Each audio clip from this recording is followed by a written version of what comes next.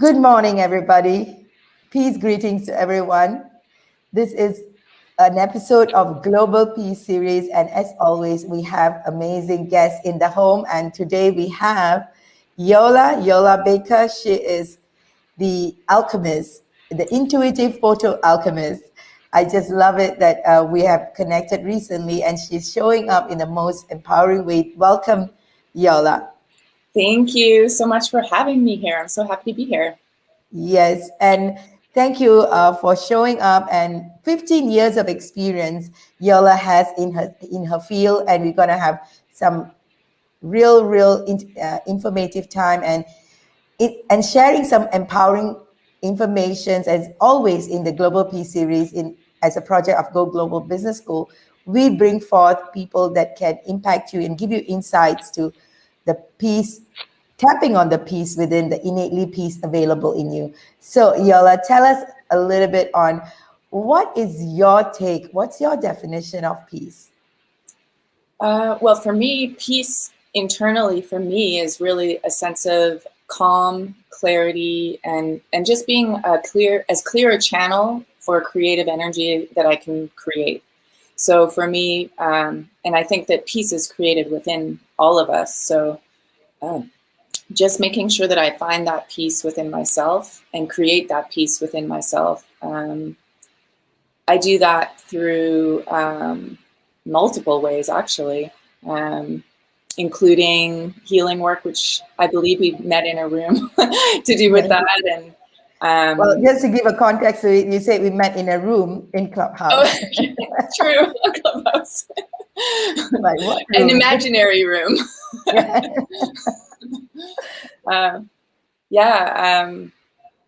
don't know. Did you want me to go into that a little bit more, or just? Yes, please. Yes, please. Okay. Yeah. For me, a lot of the peace that I've found personally has been focusing on the feelings and energies that I want to exist in and how I want to interact with other people. So I usually do that through my work. That's one of the ways that I do it, through my photography. And one of my biggest projects so far has been about sharing the energy of joy. And for me, focusing on that energy was in part for my own growth and my own happiness and joy, but also because we're all mirrors of each other. So the more that I can experience that and feel that and interact with people in that way, the more that I'm spreading that throughout the world. And I'm also doing that with my images viscerally. So when people look at them, they feel the energy that was part of the creation. Right now, I'm more focused on the frequency of light. And for me, light is more of a spiritual experience, although it's also sunlight. We can't live without it. It's also in religion. It's, represents the higher power. In science, like you can go into every direction, and there's different definitions and even gods and goddesses of light. And for me, there's something very powerful about that energy. So I want more of that within myself, and that's part of my growth. And I feel like the more I can do that and create a clear channel for light, the more I can share that and shine light through other people as well, by being that mirror, by doing my own work and really making that space within myself. The other thing that I find is really helpful, I spend a lot of time in nature. For me, that's peace. That's another way to find peace for me. So I spend a lot of time in nature. I do a lot of my work outside. A lot of my photography is outside. So I can incorporate that peace and bring that peace into the work that I'm doing. A lot of breathing, a lot of movement. I incorporate all of it in the projects, in the photography that I do. Yeah. I just love it when you say, when you go into the nature to experience peace. And I feel that's a very, I think it's one of the easiest way to really allow ourselves to go into that, nature and recognize the innately available peace within. That's where we belong, one with the universe. And if we can't get out into nature, have a plant, have some kind of earth and growing live, greenery around you. And, if you really can't get outside, just even having a plant in the house is helpful. I have a couple of plants in here and they're like my friends, having the plants here is really grounding as well. Fantastic. This is so wonderful. And we're happy to have this conversation. And for the next 20 minutes or so, we're going to have some delving insights to what you have to share with us and your wisdom with us. Thank you so much. Thank you. And you are also the creator of, I just love this, the Light Realm Photos and Jump for Joy. I love those names. We're definitely going to talk much about that in our conversation and taking this forward. And so can we jump into the game right now? Yes, let's do it. I love jumping. Let's jump in. So with you on that. So as mentioned to everyone, and as we've been doing this last 40 over weeks, we play the miracle game. As we say, this is not tarot card reading. This is really about seeing the signs that's around us, recognizing the message that comes to us, and using it as a way of growing ourselves, getting into our clarity, and most importantly, finding the solutions in our life. So everybody take a deep breath in.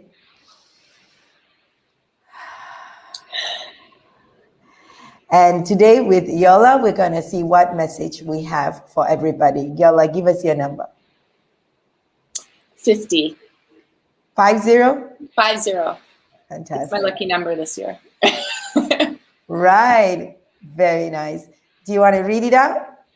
I don't have my glasses, so if you can read it, that would be great. I'm going to expand it a bit. So, money is a man-made tool to facilitate financial transactions. Take charge of your money. Don't let it control you, your emotions, and your relationships with people. It is not worth it. Wow. This is amazing. Yes. I'll tell you why. Yes. I have been focusing on working through my money issues, or whatever you want to call them, like very, very specifically this week. So of course this is my card coming out today. Good advice. It's like magic, like you said. Yes, it is miracle. That's what we always get. So share with us your insights on your experience and what is it that you feel is resonating with you on this conversation. Well, the card that we just pulled up, or the number that we just picked. Yes. Well, like I said, it's very in the forefront of the area that I'm making clearer within myself, where I'm finding peace. So it's actually very poignant that was a card that came up. A lot of the work that I've done bootstrapping, like just barely getting by, completely passion projects, completely from the heart. And I'm working to change that so that I don't have to struggle to do the things that I love, and to share those things on a larger scale with more people around the world, so that as I get to experience these wonderful feelings of peace and freedom within myself, I can share that with other people on a larger scale, instead of, how I've been kind of just barely doing it. Yes. I so relate to you on that, because this is a good time for us to talk on this. Is it a choice we make? Is it we need to have money, or is it we need to have peace? Many people have this unconscious struggle, that they feel that it is one or the other, and they feel like if I have one, I will have the other. It could be somebody saying, when I have money, I will have peace. And also when somebody's saying, when I have peace, I will make money. Yeah. This two conversation has been a trade-off in many sense. And today is a good time for us to speak through it, because I think it's a message for everyone. Absolutely. And the thing is, what I'm realizing is that there's so many unconscious programs, or whatever you want to call them, that we run on without even realizing it. It could have been something that someone said to us when we were a kid, like, don't waste that money, or whatever the thing is. And then that becomes like, oh, I got to be careful, like, throughout your life. And I've been working through slowly unwinding some of those things and realizing that money is just an object that we put our energy through. Yes. And yes, we can have peace. And yes, that money can create peace. I think that we put a lot of our unconscious beliefs onto and give this money power in a way that it doesn't hold unless we give it to it. And so that's what I've been working through exactly this week. Wow. And I've consciously been aware of that for a while, but unraveling the unconscious is a whole other thing that you need to consciously do. So yeah, that's... You know, this very important thing you said. A lot of people talk about money is energy. Everything is energy. Everything, yeah. And it is what meaning we give to that energy to make or break our life. And today in this session, I mean, in this, letting us relook at it, it is said, even though it was channeled through me, I was like, okay. I know, this is amazing. Yeah, it is said, it is written as money is a man-made tool to facilitate financial transaction. And when we realize that money is a tool and that how much energy or importance we are giving it to make or break our life, that is where the conversation gets even more interesting. Because if we say money is energy and we want to attract that energy to us, that becomes a chore. I personally feel that, and my personal experience have also been in that space, right? So when we say that money is energy, just like anything else is energy, then how we're going to spend our time as a chore to attract it or be it or whatever, versus when we see it as a tool for transaction. And I just want to have this conversation with you. Give me your insights to it based on what you are hearing. When we see it as a tool for transaction and we are not giving away our power to money to say what it can do for us, rather just making it a way of life and continue doing what we are doing, and being in that space of what energizes us, and then all the transactions get fulfilled anyway, because those days it was not about the money, it was barter. We used to have barter exchange. There was no money in those days, and even now I can tell you the number of barter that's done in the world. A lot. I've done a lot of my work on barter. A lot of my work has been on barter.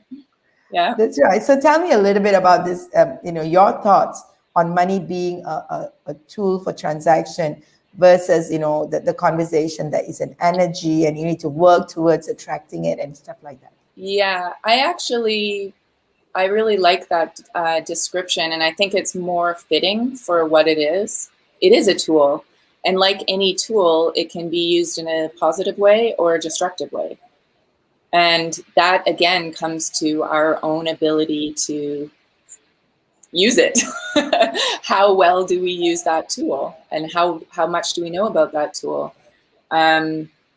So I actually think that focusing on it being a tool that we can learn how to use with more skill makes it a little less kind of powerful in a sense, because we are the ones that are utilizing it. So I like that that perspective on it a lot. So I'm going to take that into my life. Say that again. I'm going to take that into my life. Oh, thank you so much. I think it's going to be really important, because the next part of the conversation is something that we're going to discuss on as this information shares. Take care. Don't let money control you, your emotions, and your relationship with people. And it is not worth it. So this is something that everybody, because we give so much of power to money, we let it take over our emotion. So tell me a little bit on how people, or how you feel money can be handled in terms of our emotion with people and situations. I don't know. Let me think about that for 1 second. I'm trying to see how that might have occurred in my life as an emotional. I mean, I think some people show love through money. Yeah.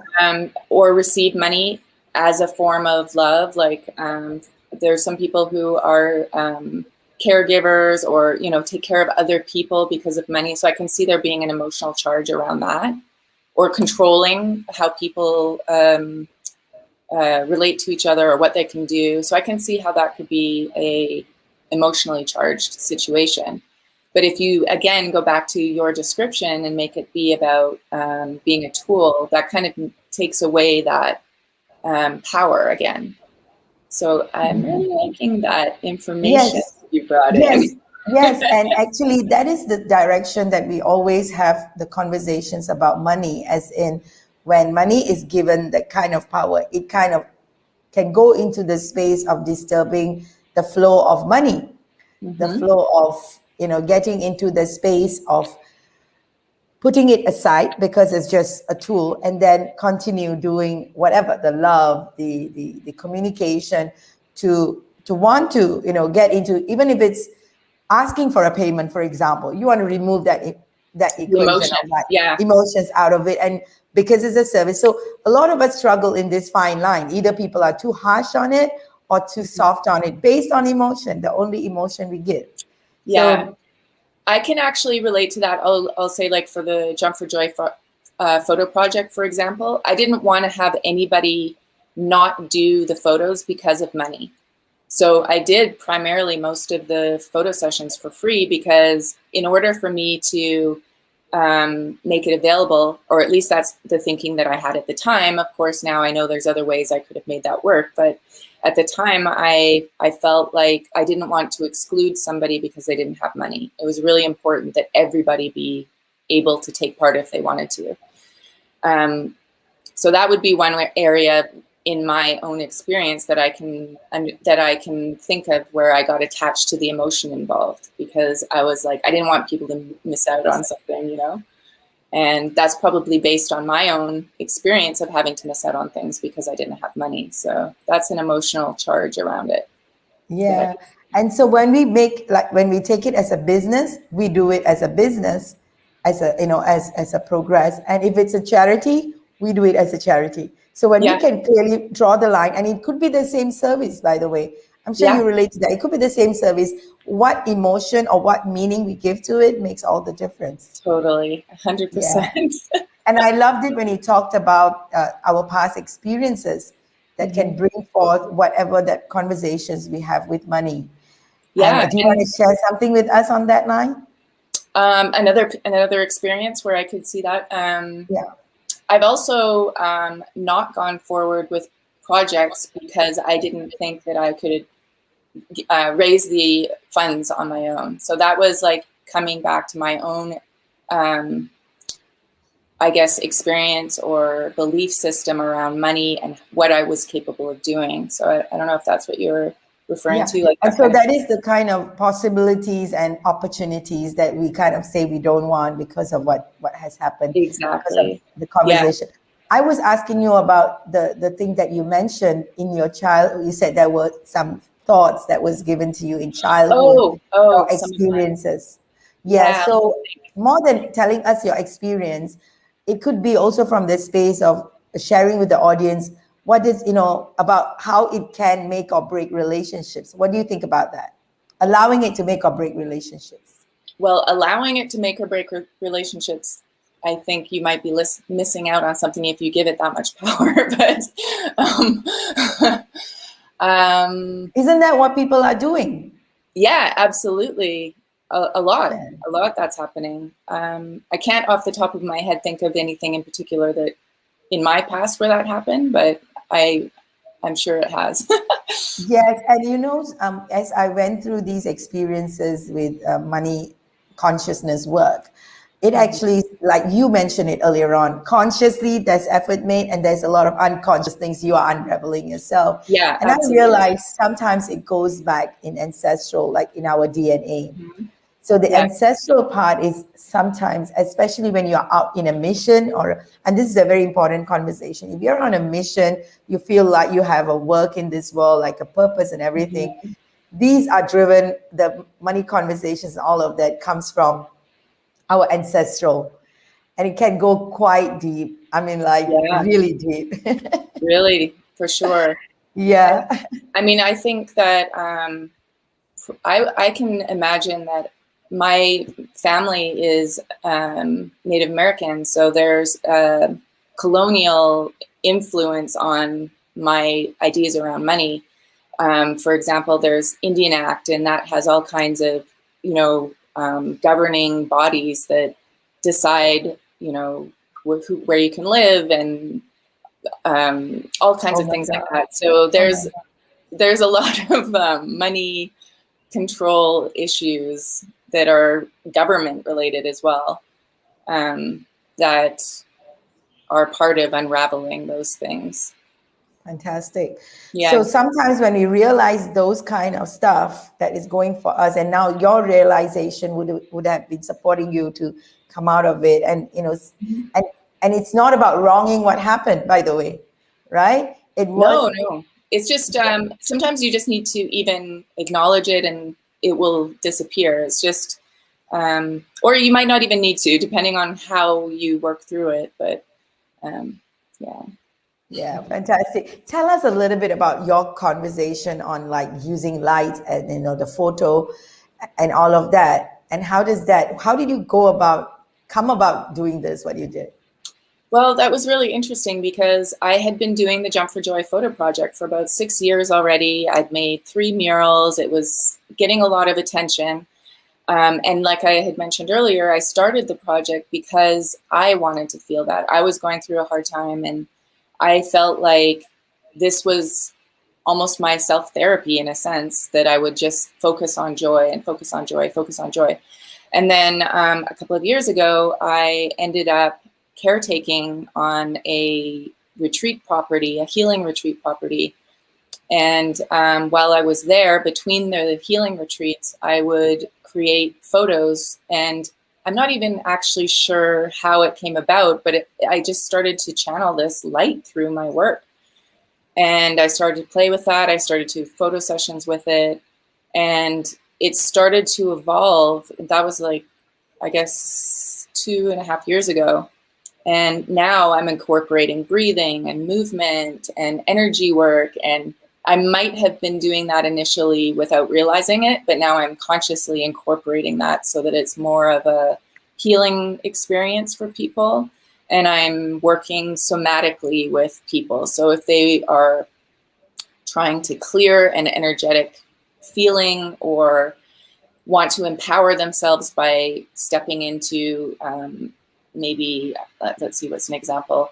They want to feel lovable. So we focus on that energy, and we make that energy the intent for the photo session, so that the person has a chance to embody that, and then I'm able to capture the moments where I see it coming through very clearly, and then it comes through on the photo, so that when they have it and they can look at it, they can bring themselves easily back to that state. And that's something that I kind of carried through with the Jump for Joy photos, because that was a similar way that I was transmuting the energy. I created these large murals, and you would feel the energy coming through just by looking at the images. And so it's a similar thing happening now with the light, only the light is, I think it's touching a different frequency with people, the way that it's integrating. Or at least that's the feedback I've been getting. So, and I'm in sort of a transitional growth period with it. So it keeps evolving, and in a very good way. Very nice. I think this is probably the first time I'm hearing something in this line. There's not many people do this, are they? Not that I'm aware of. I kind of made this up. So I guess Wow, that's I'm so developing it as I energizing. go. I mean, the technique, if you want to scientifically look at it, there's a term for it called lens flare. So when the light hits the lens at a certain angle, it does bring in like beams of light. Quite commonly, it's like common if you're a photographer or a filmmaker to see these. However, there's something else happening. I'm channeling more than the regular lens flare, because I'm not doing any filters. I'm using auto setting. There's no tricks or gimmicks or anything. It's just literally the light and shapes are coming through me, I guess. I'm channeling it. It's so beautiful, and I'm so excited that we are able to connect here and to share these kind of unique work that you have. I've actually put in the a comment box for you for everyone to follow you on Instagram. Oh, that's so That's nice. so much of beautiful stuff that you have with us, and I'm just going to show it on the screen so everybody gets to see it. So Beautiful. follow her on Instagram, and it's just wonderful what she has put together, and also her LinkedIn profile as well as her website details are also on the comment box. So, it was such an interesting time that we were able to talk on money and the So kind of, so unexpected. and it was, I could see the kind, because you're processing a lot of it. I I'm could right see in the middle of it. I'm like, I don't know the answers to money. no, you don't have to have answers. The fact that it showed up and it was so clearly, told Yeah, to us that money is a tool for transaction, and just don't give it so much of importance. And it totally. cannot disrupt our relationships. It cannot affect our relationships or anything that we are doing in our life. Just don't give too much of power to money. If that's Yeah. period. I love it. I feel like I came on not to be interviewed, but to get that information. Oh, It was perfect. It well, was perfect. this is the first time we are meeting, and I'm so happy that we are connected here. And I think this has always been the best place for us to, get into the space of togetherness so that we can add value as well. Thank you so much, Eyoälha. Is there anything you want to share, especially when it comes to technique? Any technique you feel people can use as a tool for experiencing peace in their life? I actually learned something recently that's been really helpful for me, along with deep breathing, but putting your hand on your heart and asking your heart. So, for example, if you're feeling stress or fear or like any kind of strong emotion, just put your hand on your heart and ask your heart, or thank your heart for letting the energy pass through. That was something for me. I was very nervous doing interviews and speaking, and my heart would beat. And then I started to just like put my hand on my heart and pay attention to the energy moving, and just instead of calling it fear, I just allowed the energy to go through. And then I just asked my heart, can you tell my mind that I'm safe? And then mind, do you understand that you're safe? And then tell my heart that I'm safe. And then there's some kind of communication between my mind and my heart that just calms me right down. And this is something I just learned recently also on Clubhouse, and it's been very helpful for me, just to sort of calm down the body and let the body just relax. So that's why I came on this interview with you, to learn this from you. Wonderful. We learned so much from each other today. Yeah, it's so powerful. In the recent weeks, I've been having this huge chest congestion. Oh. And I have been struggling with that feeling. Literally, I'm using the word struggling. I'm like, is something going wrong with me? Oh my God, you just shifted that in a few seconds. And it's just energy. It's just energy moving through the body. And it's like a technique of just getting more in touch with your body and trusting your body and being able to communicate with your body and say, what's wrong, body? What do I need? And listen for the answer, and the body will tell you. It's amazing. Yes, it is. And sometimes we give so much of importance to the other realm, we forget our body. We give so much of importance to energy. We feel like we are operating out there, and we forget the vessel we are in. So we let the vessel struggle and not able to take it up. I just love this. Thank you so much. You kind of like nailed it in the interview with this insight. I think everybody needs to just get everybody to do it one more time, right? So whatever it is, if it's fear or whatever, even if it's a pain, like body, I hear you, I feel that pain, I recognize it, and it doesn't need to be so strong because I recognize it. You can even ask your body to feel less pain because it's giving you that message, so you pay attention. Yes. Thank you so much. And that's beautiful. Thank you so much, Eyoälha, for your, sorry, I'm just commenting on another one. So thank you so much, Eyoälha, for your amazing insights and your true self shining through You're such a light in the space as well. We really appreciate your time with us. Thank you. It's been such a pleasure. I can't wait to Yes. have more conversations with you. Definitely. Thank you, everyone, for tuning in. As you know, the Global Peace Series is always about meeting up with amazing, amazing leaders and peacemakers around the world who are walking that journey with complete natural, vulnerability and joy and peace and love as they are. And we're so happy to have everybody show up together. Thank you, Yola. Thank you so much for being here with us.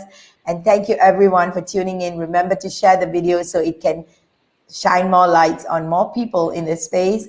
And we look forward to meeting you next week. Thank you, and have a Thank blessed you. Have a wonderful night or morning. Yes, wherever you are. Wherever you are. Okay. Bye-bye.